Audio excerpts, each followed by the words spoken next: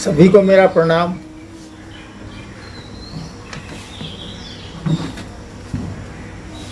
अभी अनुभव बोल रहे थे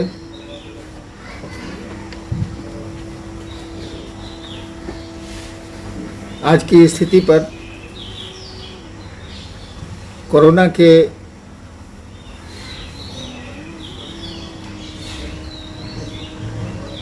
विषय में कि इसका प्रसार अभी भी जारी है। लेकिन हमने भी सुना है कि कई स्थानों पर लोग कमरे में या बरामदे में गुरु भाई बहनों को बुलाते हैं।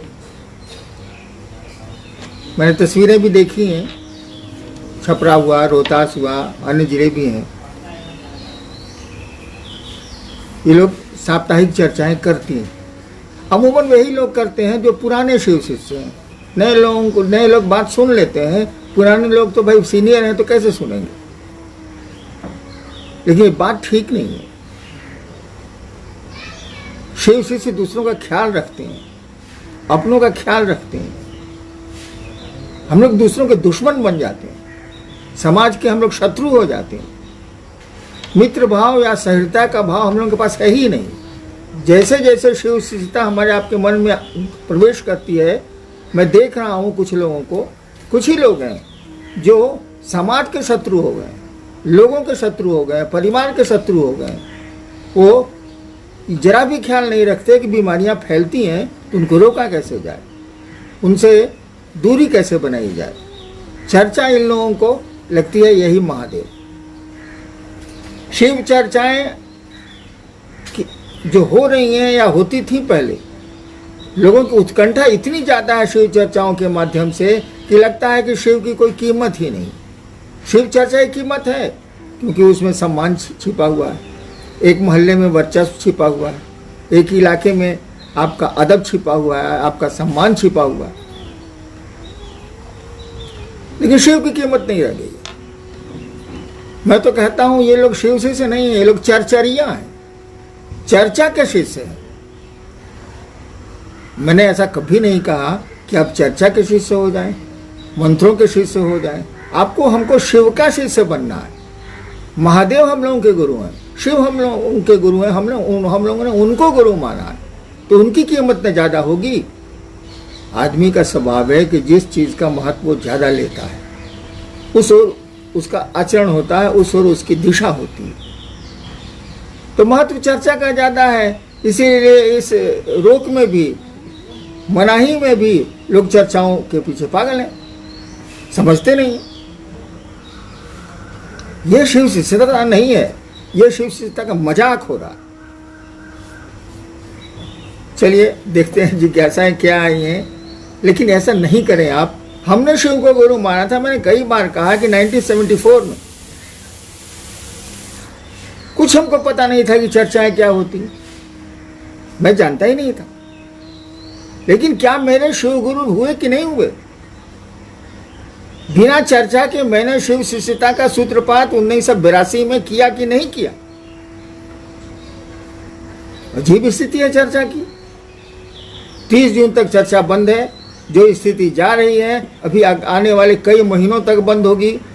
मैं तो संस्था में हूँ नहीं, इसलिए आपके खिलाफ कुछ कर नहीं सकता, लेकिन बोल तो सकता हूँ आपको ऐसा नहीं करना चाहिए। आइए देखते हैं जिज्ञासाएं क्या आई। जी बहुत सारी जिज्ञासाएं हैं, जिसमें भाई विवेक वत्सल हैं इंदौर से, मध्य प्रदेश से, कि साहब से हमेशा सुना है कि हम सब शिव के ही अंश हैं। जो शिव में है वो हम में भी है, जैसे प्रेम, दया और सभी प्रकार के भाव। अगर सारे भाव मनुष्य में स्वाभाविक हैं तो शिष्य भाव स्वाभाविक क्यों नहीं? हमें अपने गुरु का शिष्य बनना पड़ता है। गुरु ने सारे प्राणियों में शिष्य का भाव स्वाभाविक क्यों नहीं बनाया?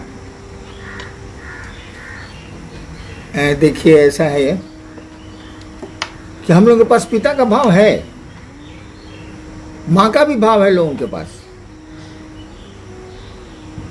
लेकिन क्या 4 साल के बच्चे में पिता का भाव होता है? क्या 5 साल की बच्ची में माँ का भाव होता है? जब तक संतान नहीं होगी माँ का भाव उदय नहीं होगा, पिता का भाव उदय नहीं होगा।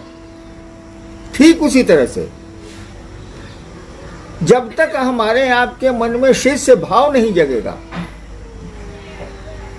तो गुरु भाव से जुड़ेगा नहीं। गुरु भाव है हमारे आपके बीच में, दया का भाव है हमारे आपके बीच में। वैसे वैसा थोड़ी है, उसने जो जीव बनाया है तो उसी सब कुछ उसको दिया है। जो गुरु के पास है सो आपके पास भी है, जो आपके पास है वो गुरु के पास भी है। तो उसने शिष्य भाव भी दिया है, गुरु भाव भी दिया है, लेकिन अनुकूल परिवेश होने पर ही वो उदय होगा। बिया है, बरगद का बिया ले लीजिए, रखा हुआ है, वृक्ष होगा, संभावना है वृक्ष की, बहुत विशाल वृक्ष की संभावना है, लेकिन वृक्ष नहीं होगा। जब तक कि उसको कंजीनियल एटमॉस्फेयर नहीं मिलेगा, जब तक उसको अनुकूल वातावरण नहीं मिलेगा, मिट्टी, पानी, हवा, धूप, तब तक वो बीज अंकुरित नहीं होगा। बीज है। ठीक उसी तरह से ये सारे भावों के बीज हम लोगों के मन में हैं, वो परिस्थिति जन्य होते हैं, और जब तक उसको वैसा वातावरण नहीं मिलेगा ये अंकुरित नहीं होंगे। तो शिव गुरु हैं, वो हमारे आपके बीच हमारे आप में भी हैं।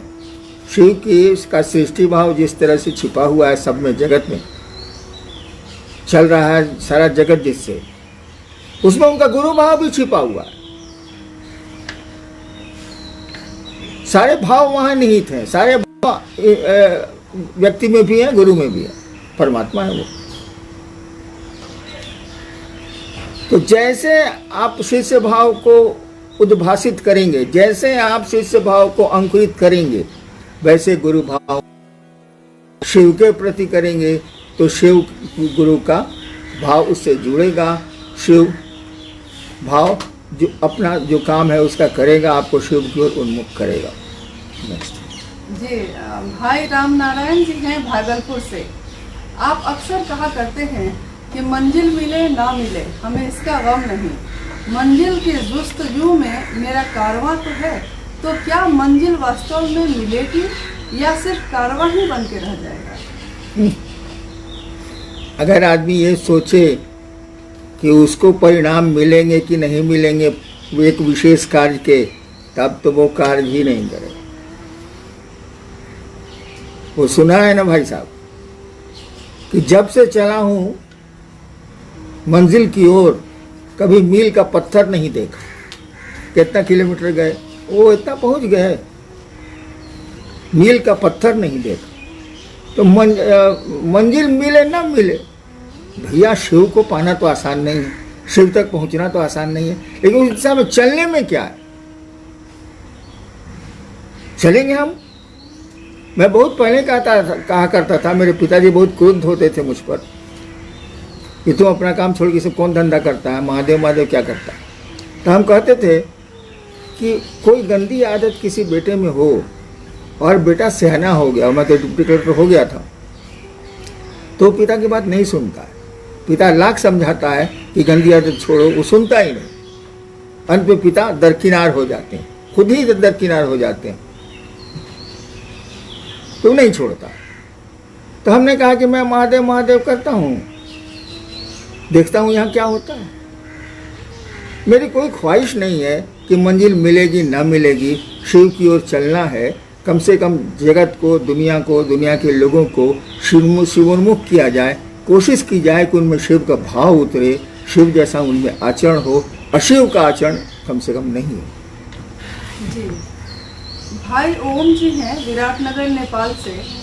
कि शिष्यानुभूति में आपने लिखा है कि किसी भी परिस्थिति में शिष्य के लिए शिव गुरु की मात्र साकार स्थिति स्वीकार नहीं है। तो गुरु की साकार स्थिति क्या है, निराकार स्थिति क्या है? किस स्थिति में हम निराकार को स्वीकार करें या साकार को अंगीकार करें? देखिए, आप भी साकार हैं कि नहीं है इसमें संदेह, ये उनका सवाल है। ओम जी नेपाल से। ओम जी, आप शरीर हैं कि शरीर से अलग हैं? ये आपका शरीर है, ये एक पर्टिकुलर एक आदमी का शरीर है। आप तो मन भी नहीं है। क्यों? आप कहते हैं कि आज मेरा मन नहीं है, बाजार नहीं जाएंगे। जैसे आदमी बोलता है कि आज मेरा पाँव दर्द कर रहा है, मैं नहीं जाऊँगा, तो पाँव थोड़ी है। मेरी चप्पल टूट गई है, इसका मन आप चप्पल है। मेरा मन दुखी है, इसका मन आप मन है। आप मन भी नहीं है, आप शरीर। शरीर के कितने अवयव बदल जाते हैं। आप चिकित्सा विज्ञान देखिए, चिकित्सकों के द्वारा बदल दिए जाते हैं, डॉक्टर्स बदलते हैं, तब भी आप वही रहते हैं। शरीर के अंग प्रत्यंग बदल जाते हैं, दूसरे अंग लग जाते हैं, तब भी आप वही रहते हैं, आप नहीं बदलते हैं। आप मन भी नहीं है, आप हैं कौन? Who are you? आप कौन है? वो साकार है कि निराकार है? अभी साकार है,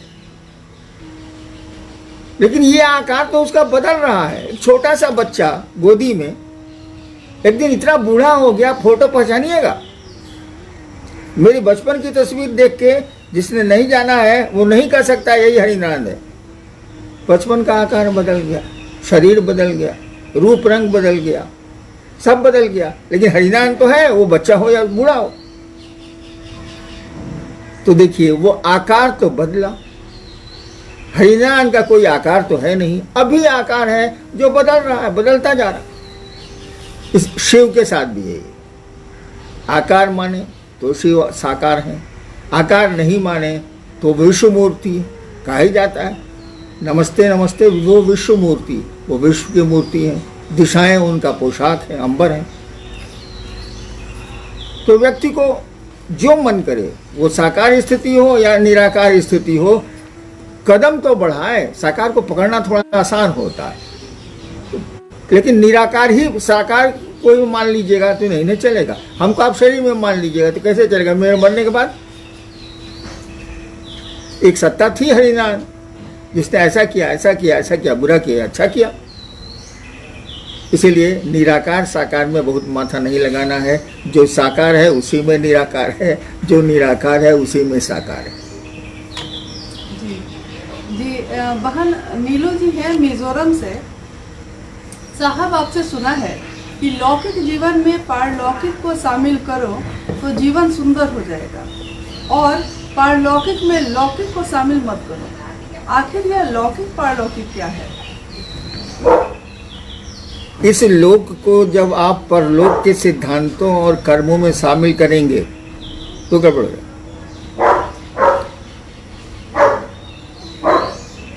और उस लोक को इसमें शामिल करिए, ये सुंदर है। जैसे धरती पर का कोई काम है, उसमें शिव को शामिल कीजिए, उसमें अपने गुरु को शामिल कीजिए, वो काम सुंदर हो। आपकी थकान कम हो जाएगी, आपकी परेशानी कम हो जाएगी। विज्ञान कहता है कि सूक्ष्म कामों में किया गया या दूसरों की सहायता में किया गया काम में मन थकता नहीं है, शरीर थकता नहीं है, कम थकता है।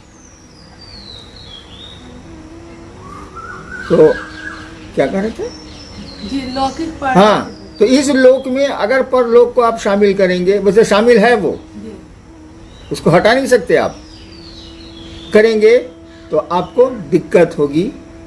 जगत में तरह तरह के भाव हैं, वहाँ कुछ भाव नहीं चलते,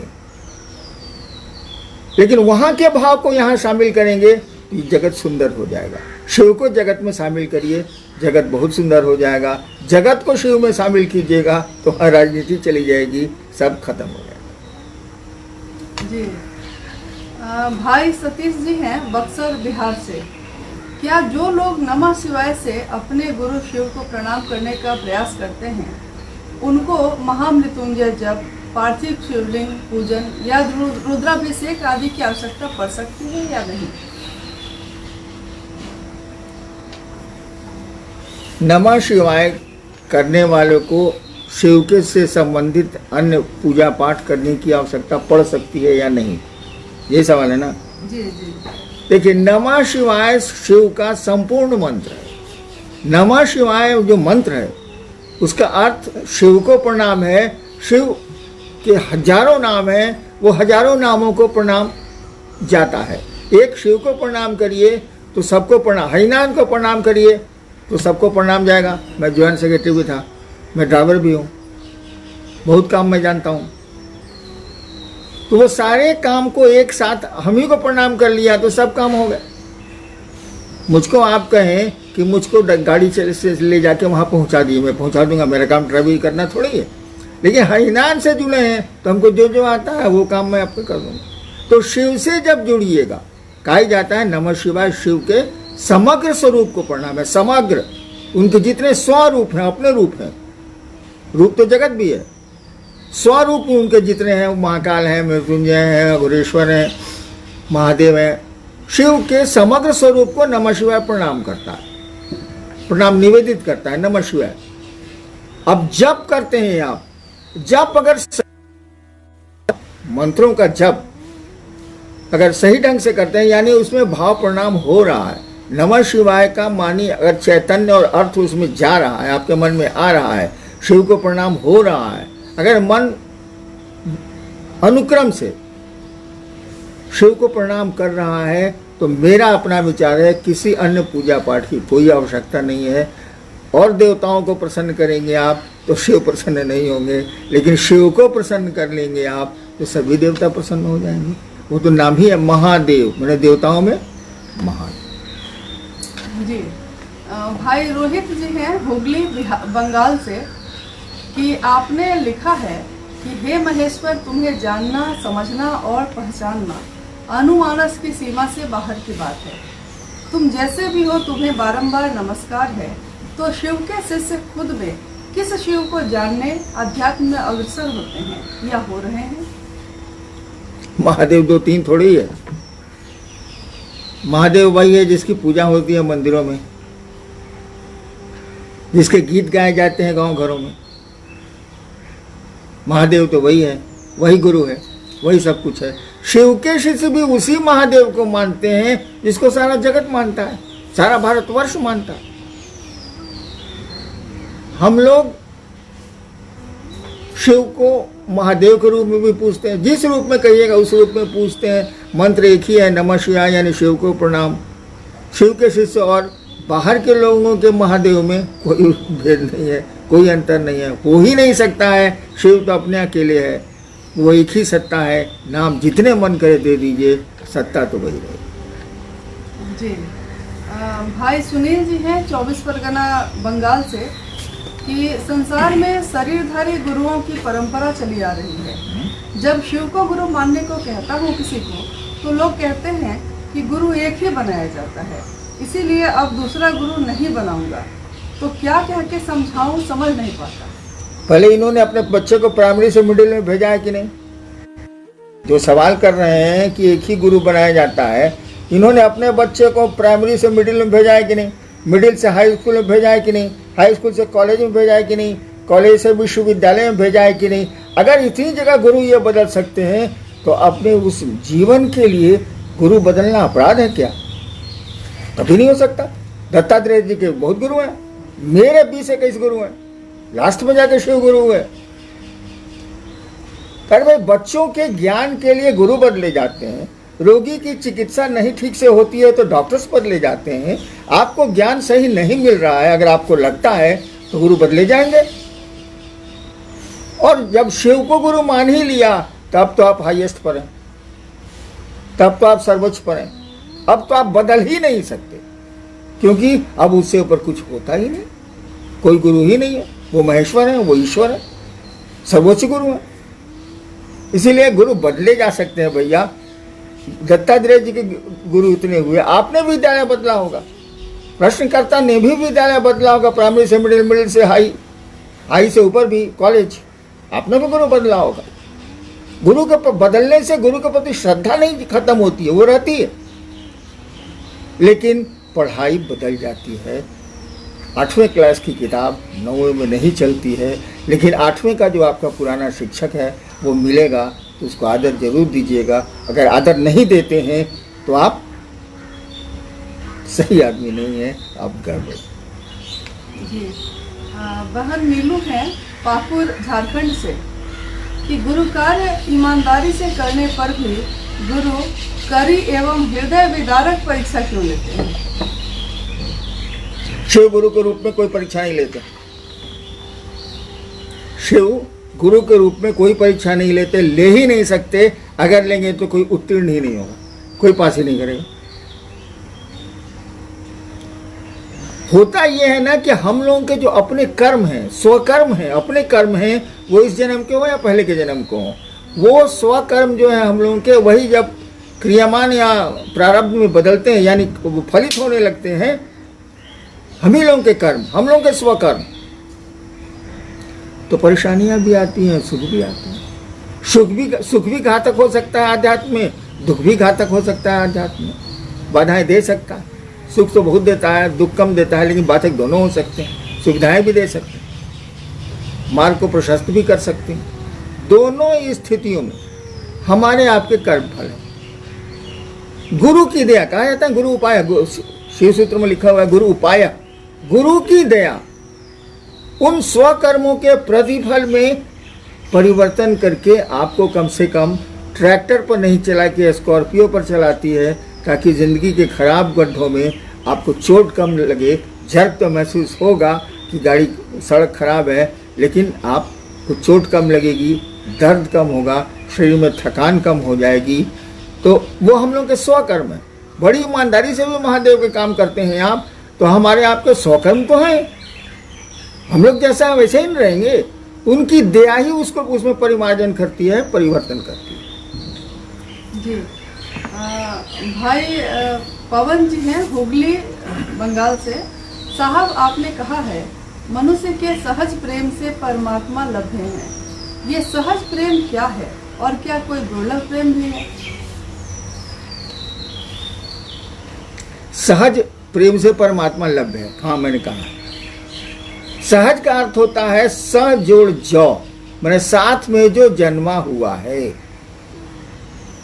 यानी जो हमारे साथ पैदा हुआ है। यानी प्रेम तो हम लोगों के साथ पैदा होता है, माँ को करते हैं, पिता को करते हैं, घर को करते हैं, खिलौनों को करते हैं। प्रेम तो हम लोग का स्वाभाविक है, भय भी है, स्वाभाविक। बहुत सारी वृत्तियां हैं जो जन्मजात हैं, वो पैदाइशी होती है। तो प्रेम भी है। प्रेम जो जगत की ओर चला है, खिलौने के लिए बच्चे मार कर रहे हैं, झगड़ा कर रहे हैं अपने ही सहोदर भाई से, जबकि पिता ने दोनों खरीद के दिया है, दोनों साथ था, दोनों देखे हुए, तब भी खिलौने के झगड़ा हो रहा। तो खिलौनों के लिए झगड़ा प्रेम का द्योतक है, आकर्षण का द्योतक है। यही आकर्षण और प्रेम अगर खुदा के प्रति हो जाए तो, शिव के प्रति हो जाए तो, बस यही सहज प्रेम से वो परमात्मा लभ्य है। प्रेम के क्या कहिएगा, हथियार को शिव की ओर मोड़ो, परमात्मा की ओर करने की जरूरत नहीं है। प्रेम में खुद ही इतना बल होता है, आकर्षण होता है कि आपको खींच के ले ही जाएगा, उधर आपको बढ़ाएगा ही बढ़ाएगा। आसान नहीं है, ये स्वाभाविक स्थिति नहीं है कि जगत से पारलौकिक जगत में ही शिव की ओर चला जाए, या आसान नहीं है। तो इसके लिए गुरु अच्छे मिल जाए तो वो आपके धीरे धीरे धीरे धीरे घुमा देते हैं, वो टर्न करते हैं, स्टीयरिंग को बहुत स्लोली काटते हैं ईश्वर की ओर, ताकि आपका लौकिक जगत भी छीने नहीं हो, परलौकिक जगत भी मिले। दोनों में एक समानांतर, एक बैलेंस, एक सामंजस्य गुरु बनाते हैं। भाई विनोद जी हैं गैंगटॉक से। इस साप्ताहिक चर्चाओं में अभी तो कोरोना काल में बंद किया गया है, लेकिन पहले भी जब चलता था या अभी भी जो लोग फ़ोन से बातचीत करते हैं, तो वो लोग कहते हैं कि मेरे पड़ोस में कोई बीमार हो गया या मेरे घर में कोई दूसरा व्यक्ति बीमार हो गया है, तो क्या उसके लिए दया मांगी जा सकती है? दूसरों के लिए अगर दया मांगी जा सकती है तो किस तरह? किस तरह? भाई दया मांगना है कोई तरीका, कोई स्पेशल डिजाइन है कि पाँव ऊपर कर लेना, मुड़ी नीचे कर लेना? दया मन की चीज़ है, मन मांगेगा। ऐसा थोड़ी है कि सिद्धासन लगा के दया मांगिएगा, पद्मासन लगा के दया मांगिएगा, लंबा लेट के दया मांगिएगा, ऐसा कुछ नहीं है। अरे मन दया की याचना करेगा ना, दूसरों के लिए दया मांगी जा सकती है, लेकिन उसकी देख लीजिए उसकी स्थिति क्या है। वो खुद भी अगर दया मांग सकता है तब बीच में आप उंगली कहाँ डाल रहे हैं, उसको सिखाइए। उसके जीवन में बहुत सारी घटनाएं ऐसी होंगी जहां आप नहीं होंगे, तो ये दया उसके द्वारा सीखी गई दया मांगने की प्रक्रिया उसको मदद करेगी। दया मांगने में कोई दिक्कत नहीं है, मांग सकते हैं, लेकिन उसको क्यों नहीं सिखलाते हैं? उसको भी सिखलाइए। कहीं कितनी देर आप उनके लिए दया मांगेंगे? उसका जीवन का अंतराल लंबा है ना। जी भाई नारायण जी हैं धुलाबारी नेपाल से, कि जिस तरह से कोरोना संक्रमित लोगों की संख्या में वृद्धि हो रही है, इस त्रासदी के माहौल में मनसा वाचा कर्मणा गुरु कार्य नहीं हो पा रहा है, इसका समाधान क्या है, हम क्या करें? अरे गुरु कार्य नहीं हो पा रहा है। गुरु कार्य क्या क्या है बताइए। एक तो है आप चर्चा करना, उसी को एक गुरु कार्य समझते हैं, बाकी किसी को तो हम लोग समझते नहीं, ताकि उसमें मजा आता है। दूसरों को समझाने में आदमी सुखानुभूति अनुभव करता है, अच्छा लगता है। साले को समझाए, बड़ी उठ रहा था, शिव से बनाए, और उसी उसी से को किसी शिव को समझा रहे हैं, लेकिन हाँ साले हम सीनियर है ना, तो समझाए ना साले को। तो देखिए आत्म संतुष्टि होती है, आत्मतुष्टि होती है, और ये अहंकार का द्योतक है, ये अहम भाव का द्योतक है, ये मैंपन का द्योतक है, ये मैं आपका मजबूत हो रहा है, इसका द्योतक है, जो अध्यात्म में बाधक होगा। तो शिव चर्चा केवल करना गुरु का कार्य थोड़ी है। अरे उनसे दया मांगी जानी चाहिए, फोन पर लोगों को प्रेरित करना चाहिए कि वो शिव की ओर चलें, उनको प्रणाम करना चाहिए। नमः शिवाय आपको दिया गया है, प्रणाम करिए। प्रणाम में बोलने की ज़रूरत नहीं है, दया मांगने में बोलने की ज़रूरत नहीं है। और फ़ोन पर और अदर जो माध्यम है आपके इलेक्ट्रॉनिक, उस पर तो समझाया जा ही सकता है ना। अपने रिलेशन को समझाइए। चर्चा हो रही है, अभी साप्ताहिक चर्चा की बात चल रही थी कि लोग घरों में बैठ के पलंग पर गुरु चर्चा कर रहे हैं चश्मा पहन के, बाकी गुरु भारे नीचे बैठे हुए। एक आदमी मुझको तस्वीर भी दिखलाई, एक जिले की, बहुत अपने को सीनियर मोस्ट कहने वाले उस जिले के शिव शिष्य हैं। उस साल कहाँ से सीनियर मोस्ट हो गए हमको समझ में नहीं आ रहा, जब आचरण ऐसा है। ये गुरु चर्चा है, गुरु चर्चा का मजाक। तो गुरु चर्चा ही गुरु भाव है, गुरु का कार्य है। शिव का कार्य मात्र गुरु चर्चा करना है, ऐसा तो नहीं है बिल्कुल। अरे शिव से लोगों को जोड़ना है, ये गुरु चर्चा के माध्यम से होगा, ऐसा तो नहीं। कई माध्यम है जिसे समझाए जा सकते हैं। इसलिए ऐसा मत कहिए कि गुरु चर्चा कैसे होगी। गुरु चर्चा के अन्य माध्यम है। 3 सूत्रों में गुरु चर्चा एक सूत्र है, बाकी 2 बहुत महत्वपूर्ण सूत्र हैं। गुरु चर्चा आपको अहंकार में डालेगी भी, लेकिन ये पहला और तीसरा सूत्र, दया मांगना और गुरु को प्रणाम करना, ये आपके अहंकार को शमित करता है, नीचे ले जाता है, और हम में आप में आध्यात्म को जगाता है। डू इट, इसको करिए। आप सबों को मेरा प्रणाम।